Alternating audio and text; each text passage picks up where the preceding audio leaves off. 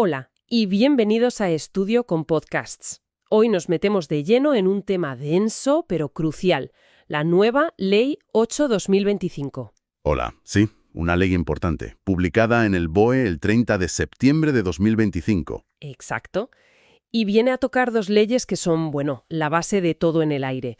La Ley de Navegación Aérea, ojo, de 1960. Casi nada, del 60. Ya le tocaba una revisión a fondo, ¿eh? Y también la Ley 21/2003, la de Seguridad Aérea. Así que el plan es desgranar los cambios más importantes que trae esta nueva ley. Eso es. El preámbulo ya lo deja claro, ¿no? Había cuestiones urgentes. Había que adaptar todo a la tecnología actual, a Europa, y, dar más seguridad jurídica. Vale, o sea, modernizar sí o sí. Exacto. Y lo hace tocando esas dos grandes leyes que mencionabas. Y también dice que cumple todos los principios de buena regulación. Necesidad, eficacia, proporcionalidad, seguridad jurídica. Lo típico que se pone. Lo que se espera, vamos. Y todo esto, claro, amparado en las competencias del Estado. Defensa, aeropuertos de interés general, control del espacio aéreo. Correcto. Transporte aéreo, matriculación de aeronaves, medio ambiente. Todo eso es competencia exclusiva del Estado y es la base para esta ley. Muy bien, pues si te parece vamos al lío.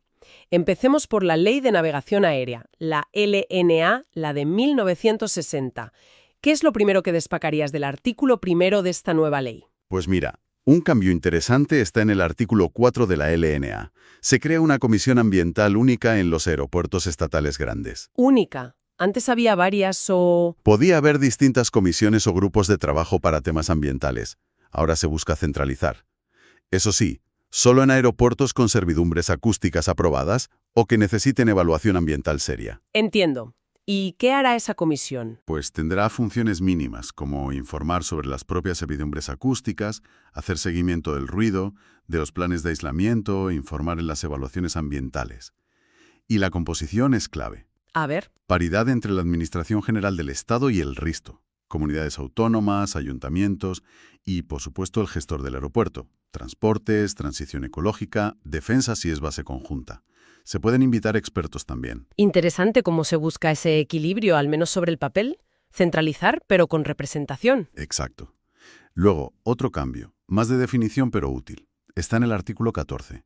Aclara que son las aeronaves de Estado. Que no es solo lo militar, ¿no? No. Están las militares, claro, las que dependen del mando militar o se usan en defensa, pero también las no militares que se usan para servicios públicos no comerciales. Policía, aduanas, salvamento. Vale, delimitado queda. Y he visto un cambio muy práctico en el artículo 23, sobre la identificación de las aeronaves. Ah, sí. Lo de la placa identificativa. Ahora ya no hace falta que ponga el nombre del propietario. Que era un rollo cada vez que se vendía el avión, supongo. Un rollo, sí. Ahora solo tipo, número de serie y matrícula. Simplifica mucho las transmisiones. Bienvenida sea la simplificación. Y en el registro de bienes muebles, artículos 30 y 33, ¿algo nuevo? Bueno, más que nuevo, flexibiliza. Dice que los actos se pueden inscribir con documento público o privado. Y da mangancha a notarios y registradores para que acepten documentos en otros idiomas si los entienden, bajo su responsabilidad. Agiliza trámites con el extranjero. Vale, detalles que suman. Pero ahora viene, creo, una de las partes más gordas de la reforma a la LNA. El capítulo 9 sobre planificación y servidumbres. Artículos 51 y siguientes. Sí, aquí hay mucho cambio. Han reescrito así toda la sección de planificación y protección de aeropuertos e instalaciones de navegación. Es el corazón de cómo se organiza y protege el espacio aéreo y terrestre cercano. Pues vamos por partes. Planificación primero. Sección primera, artículo 51. Los planes directores. Exacto. Se mantiene la idea de los planes directores, pero se detallan más. Hay un plan director de navegación aérea a nivel nacional para instalaciones fuera de los aeropuertos, rutas, espacio aéreo. Lo propone en aire. Y luego para cada aeropuerto grande, ¿no? Para cada aeropuerto de interés general, sí. Su propio plan director. Y aquí se define mejor qué entra en la zona de servicio, no solo las pistas y terminales, sino áreas para actividades complementarias, equipos de navegación, zonas de reserva, incluso para autoconsumo energético renovable. Ah, mira, lo del autoconsumo es nuevo. Y define también las servidumbres y afectaciones que genera ese aeropuerto. Correcto. Todo tiene que estar ahí. Y los aprueba el ministro de Transportes, aunque si es una base aérea de uso conjunto, necesita informe favorable de defensa, lógicamente. ¿Y la tramitación? Mucho papeleo. Es lo habitual en estos casos. Informes de defensa, CCA, ayuntamientos afectados, evaluación ambiental. Lo importante es que su aprobación lleva implícita la declaración de utilidad pública a efectos de expropiaciones. Claro, para poder ejecutar el plan. ¿Y cómo encaja esto con el urbanismo municipal? El eterno problema. Pues aquí viene el artículo 51 bis. Intenta atarlo mejor.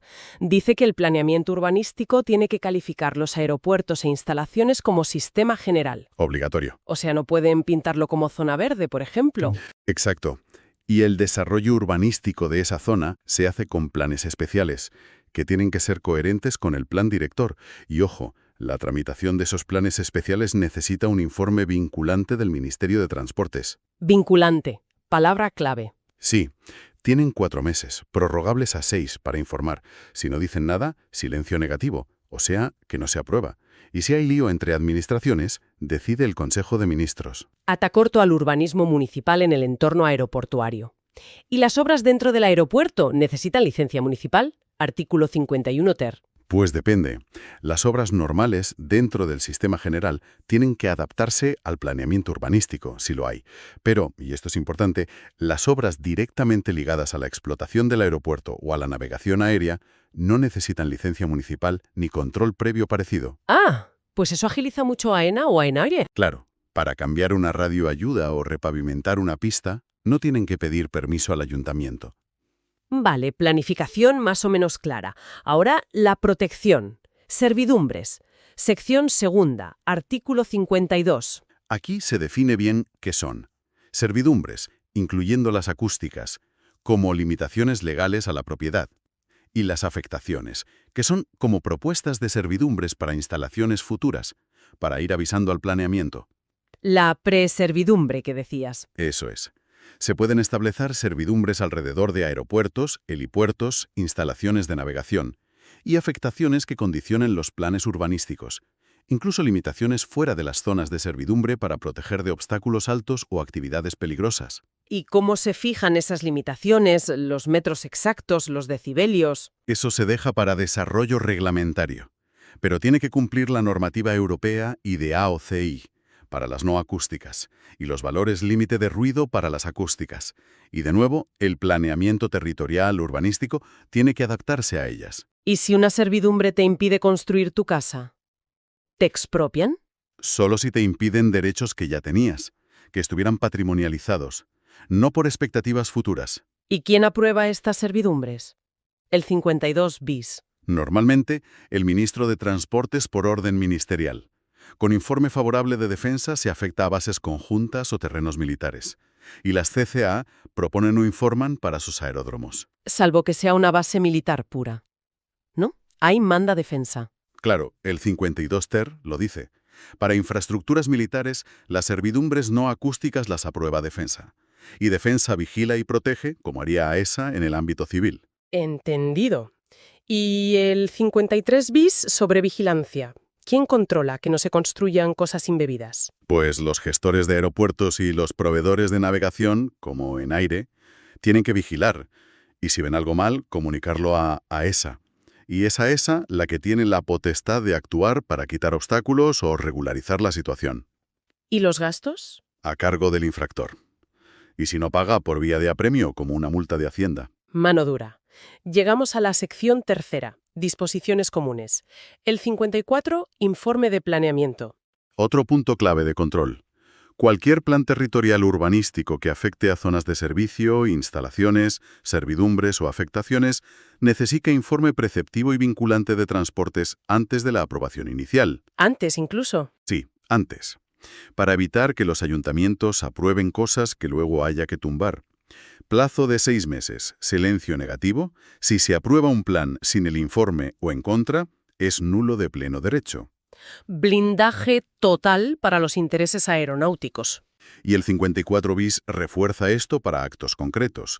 Prohibido autorizar construcciones, instalaciones, incluso plantaciones, en zonas afectadas sin acuerdo previo favorable de AESA. Lo que comentábamos antes. Ni con licencia ni sin ella. Exacto. Necesitas la autorización específica de AESA para esa actuación concreta en esa zona, y aplica incluso a particulares que hagan algo sin pedir permiso a nadie. La nulidad es la consecuencia si no se tiene ese acuerdo de AESA. Vale. Y no hay excepciones, porque a veces puede ser algo mínimo. Artículo 54 ter. Si se prevén exenciones para ciertas áreas geográficas o excepciones puntuales y AESA informa que no se compromete la seguridad ni la operatividad. Pero con límites. Ni aerogeneradores ni construcciones de más de 100 metros pueden acogerse a exenciones generales. Entiendo. Bueno, dejamos el denso capítulo de planificación y servidumbres. Saltamos a los artículos 56 y 57, personal aeronáutico. ¿Alguna novedad importante?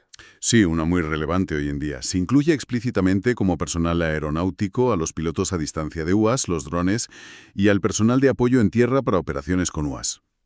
Ya era hora de que tuvieran ese reconocimiento formal, ¿no? Totalmente.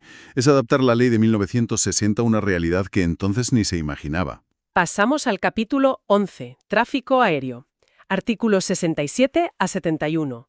Cambios de calado. Son más bien actualizaciones y adaptaciones a la normativa europea, sobre todo al Reglamento 1008-2008. Se define tráfico regular y no regular según ese reglamento. AESA autoriza e inspecciona. ¿Y el cabotaje? Volar entre ciudades españolas una compañía extranjera. Sigue reservado a compañías del espacio económico europeo ampliado como ahora. Pero AESA puede autorizar excepciones temporales por interés general. ¿Algo sobre aduanas o vuelos internacionales? El 69 recuerda la obligación de usar aeropuertos aduaneros para entrar o salir del territorio aduanero de la UE. Y el 70 regula los permisos para compañías de terceros países. Necesitan autorización de AESA si no hay acuerdo bilateral, y está sujeta a reciprocidad. Lo normal, supongo. ¿Y el artículo 71? Exige una garantía de responsabilidad civil a las aeronaves de fuera del EEE ampliado, cubrir posibles daños. Vale. Adaptación a Europa principalmente.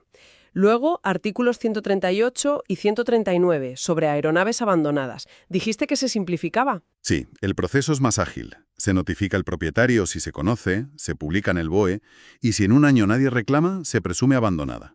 Y antes de subastarla, se puede ofrecer a instituciones públicas, museos, centros de formación. Un final más digno para algunas aeronaves que la chatarra. Y si se subasta, el dinero para el Estado. Antes el régimen era más complejo. Y en el capítulo 18, aviación general, deportiva, trabajos aéreos, artículos 150 y 151. ¿Qué destacamos? Pues lo que comentamos antes de pasada. El 150 permite ahora expresamente el transporte aéreo de personas sin cobrar, el llamado cost sharing o vuelo compartido, aunque pendiente de reglamento. Sigue prohibido llevar cosas con ánimo de lucro en aviación general. ¿Y el 151? Pues abre la puerta a que reglamentariamente se exima a aeronaves de muy bajo riesgo, ultraligeros, quizá algunos drones pequeños, de ciertos requisitos como registro, certificado de aeronavegabilidad o incluso licencia de piloto en algunos casos. También simplifica los trámites para trabajos aéreos, pasando a declaración responsable o comunicación previa en muchos casos. Interesante esa posible simplificación para la aviación más ligera. Y con esto casi acabamos las modificaciones a la LNA, ¿no? Queda la disposición final quinta. Sí, que básicamente confirma que artículos de la LNA se aplican a la aviación militar y establece alguna excepción para UAS militares pequeños o temas de interés para la defensa. Perfecto. Pues hemos repasado bien los cambios en la Ley de Navegación Aérea. Si te parece, tomamos aire y nos metemos con la Ley 2023 de Seguridad Aérea. Artículo 2 de la Ley 8/2025. Vamos a ello. La LSA también recibe bastantes ajustes. El primero, en su artículo 2, sobre a qué se aplica la ley. ¿Qué cambia? Pues clarifica que se aplica a aeronaves de Estado no militares, policía, etc., aunque respetando sus particularidades. Excluye expresamente lo puramente militar, salvo cuando prestan servicios a la aviación civil. Y, muy importante, incluye explícitamente los sistemas U-Space para drones. Lógico, si se regulan los drones hay que incluir su gestión. ¿Y el artículo 7 sobre meteorología? Mantiene la competencia principal en el Ministerio para la Transición Ecológica, AEMET, pero abre la puerta a que reglamentariamente se puedan atribuir funciones de autoridad aeronáutica o supervisión en materia de meteo a otro organismo, quizá a ESA o similar. Una posibilidad. Interesante. Pasamos a la inspección aeronáutica, artículos 20 y siguientes. ¿Decías que había un cambio de enfoque? Sí, el artículo 20 hace una distinción importante. Separa lo que es la inspección de vigilancia, el control continuo que hace AESA para ver si se cumple la normativa, de las actuaciones de verificación que se hacen cuando alguien pide una licencia, un certificado, una renovación. ¿Y por qué esa distinción? Para que esas verificaciones, que son a instancia de parte, sigan más el procedimiento administrativo general de la Ley 39/2015. Se busca que sean más ágiles, que no se consideren siempre inspección en el sentido estricto y pesado del término. Entiendo, agilizar la obtención de papeles. ¿Y quién hace la inspección? Artículo 21. Sigue siendo AESA, adscrita a Transportes. Puede hacerla directamente o a través de entidades colaboradoras acreditadas, y cooperando con las CCA si son aeródromos autonómicos. Y el artículo 22 añade un nuevo ámbito a la inspección. Exacto. Se añade explícitamente la sostenibilidad del transporte aéreo, coherente con lo que hablamos de ReFuelEU. ¿Algún cambio en cómo actúan los inspectores? Artículos 25 y 28. El 25 clarifica que tienen libre acceso a todo, incluyendo domicilios con permiso o autojudicial, y el 28 detalla más el contenido mínimo de las actas de inspección, que tienen valor probatorio si están bien hechas. Vale. ¿Y el nuevo 29 bis? Prohibir presentar papeles. Sí, es una medida curiosa. Si a alguien le revocan una habilitación que obtuvo con una declaración responsable, por ejemplo, porque mintió en los datos, AESA puede prohibirle presentar una nueva declaración para lo mismo durante un tiempo, hasta 6 meses, para evitar abusos. Curioso, sí. Saltamos a las obligaciones. Artículos 33, 34, 36, 38. Veo que se actualiza terminología. Principalmente eso, se habla de personal habilitado en lugar de autorizado o designado, que es más genérico. Y la novedad importante en el 33 y 34 es la obligación expresa para el personal de UAS, los pilotos de drones, de someterse a pruebas de alcohol y drogas si se las piden las fuerzas y cuerpos de seguridad. Equiparación con pilotos tripulados. Exacto. Luego en el régimen sancionador, que es la parte más temida.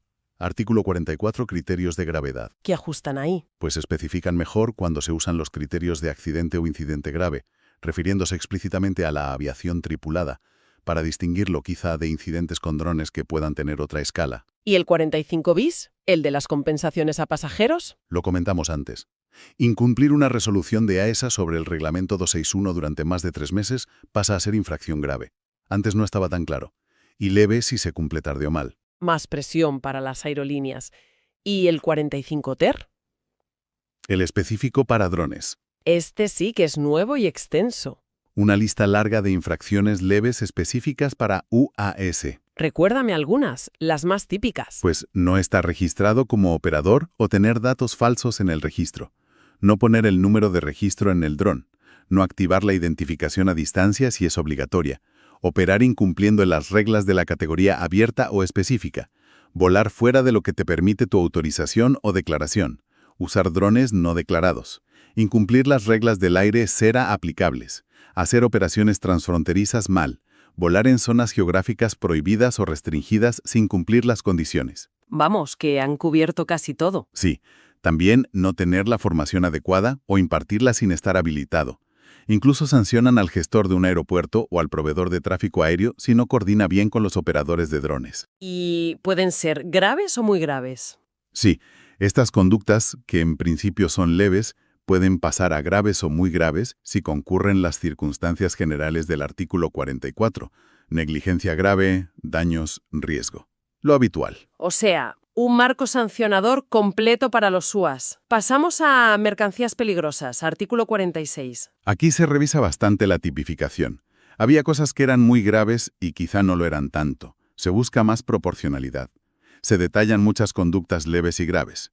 No cumplir dispensas, problemas con la documentación, no aislar bien la carga, falta de formación, aceptar carga sin estar autorizado, mal etiquetado, pasarse de cantidad, envases defectuosos, fumar cerca, no seguir instrucciones, ocultar que llevas mercancía peligrosa. Un montón de supuestos. Sí, para cubrir todas las fases. Y muy graves si además hay riesgo importante o daño. ¿Y el 47 bis sobre las servidumbres no acústicas? Este también es nuevo y relevante, ligado a lo que vimos en la LNA. Antes, construir mal cerca de un aeropuerto era casi siempre muy grave. Ahora se gradúa. ¿Cómo? Leve si construyes o haces algo prohibido sin el acuerdo de ESA, o incumple sus condiciones pero no genera un riesgo directo. Grave si sí requiere medidas de mitigación para que no afecte a la seguridad o regularidad. Y muy grave si además causa un incidente o afecta seriamente a la regularidad o al funcionamiento de los equipos de navegación. Más proporcionalidad, parece. Sí busca ajustar la sanción al peligro real creado. Y el 47 ter, sostenibilidad. El Refuel EU. Exacto. Introduce las infracciones que comentamos antes. Leves por retrasos en la información, graves por no repostar el SAF obligatorio o no informar correctamente, y para los gestores, graves si no facilitan el acceso al SAF. Coherencia entre leyes. Y el artículo 50, colaboración y protección de la información. Notificación de sucesos. Se actualiza para alinearlo bien con el Reglamento Europeo 376-2014 sobre notificación de sucesos y la cultura justa. ¿Qué tipo de infracciones hay aquí? Pues leves por retrasos en informes o colaborar mal en notificar sucesos. Graves por no comunicar incidentes graves, dar datos falsos, incumplir la reserva de información, no tener un sistema interno de cultura justa, y muy graves por falsear informes, no comunicar accidentes, obstaculizar investigaciones, destruir pruebas, tomar represalias contra quien notifica un suceso de buena fe. Protegiendo la notificación para aprender de los errores. La filosofía de la cultura justa. Esa es la idea.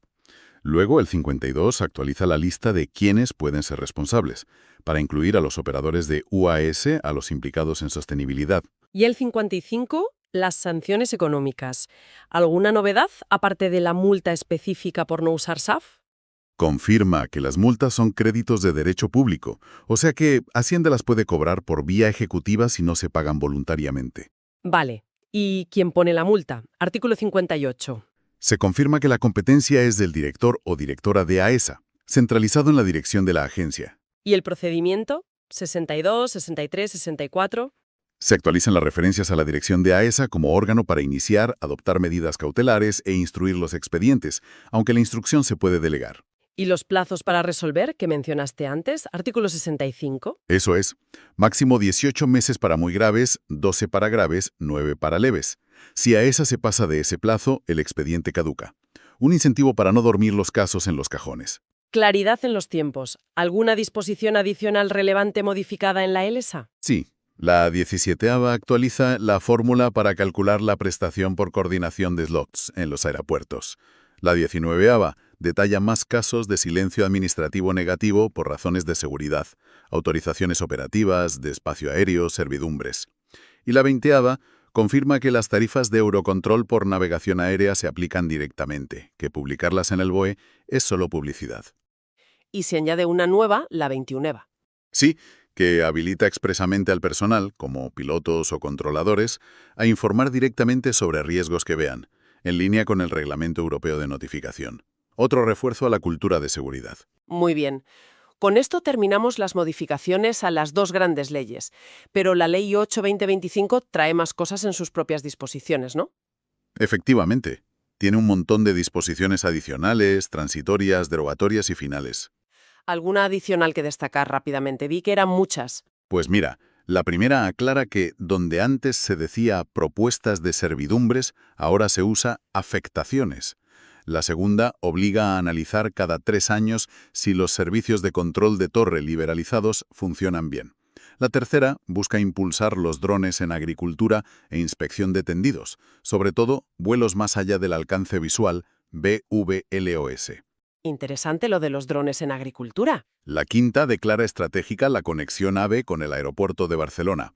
La sexta salvaguarda competencias de las CCAA en sus aeródromos. La novena crea una Comisión Nacional para el Transporte Aéreo, para coordinar Estado y CCAA. Una comisión más.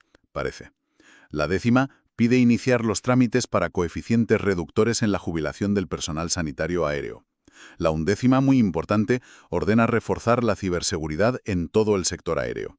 Ciberseguridad, tema clave. La 12ª crea el Colegio Oficial de Controladores de Tránsito Aéreo, aunque de afiliación voluntaria. Y la 13ª manda elaborar un Plan Nacional de Descarbonización del Transporte Aéreo. Un plan ambicioso. Mucha tarea por delante con estas disposiciones. Desde luego. Luego están las transitorias, que dicen cómo se aplican los cambios a situaciones existentes, plazos para crear las comisiones ambientales, qué pasa con los planes directores viejos hasta que se actualicen. Lo normal en una transición. Y derogan muchas cosas. Bastantes. Artículos concretos de la LSA de 1960, de la LSA de 2003 y de otras leyes y reales decretos que se habían ido acumulando y que ahora quedan obsoletos o integrados en la nueva redacción. Limpia un poco el panorama normativo. ¿Y las finales? Supongo que temas de entrada en vigor y competencias. Exacto. Modifica alguna cosilla puntual de otras normas, como la de asistencia en tierra o la de los controladores. Reitera las competencias del Estado en la materia y establece la entrada en vigor general a los 20 días de publicarse en el BOE, con alguna excepción. Vaya repaso exhaustivo. Queda claro que es una reforma profunda, ¿eh? Se nota el esfuerzo por adaptarse a los nuevos tiempos, drones, sostenibilidad, ciberseguridad y también por intentar, poner orden y centralizar un poco la gestión, sobre todo en planificación. Exacto. Es un intento de actualizar y hacer más coherente todo el marco legal aéreo. Aunque, no nos engañemos, la complejidad sigue siendo enorme. Pero sí, las líneas maestras son esas: modernización, sostenibilidad, integración de UAS y un control más férreo del Estado sobre la planificación y la seguridad operativa. Como hemos visto, cada artículo trae cambios significativos. Más adelante estudiaremos más en profundidad cada artículo. Suscríbete a Estudio con Podcast para no perdértelo.